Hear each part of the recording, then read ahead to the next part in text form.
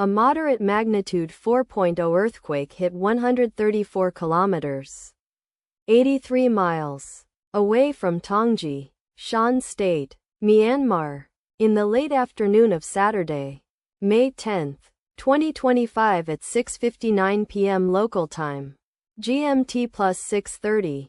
The quake had a very shallow depth of 7 kilometers, 4.3 miles, and was not felt, or at least not reported so.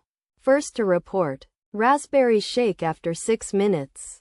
The earthquake occurred 3 weeks after a magnitude 4.2 earthquake had hit on Tuesday, April 22, 2025, at 7:45 p.m. local time, Asia, Yangon GMT plus 6:30, in 97 kilometers, 60 miles, distance to the northwest. Data source from Volcano Discovery. Did you feel it?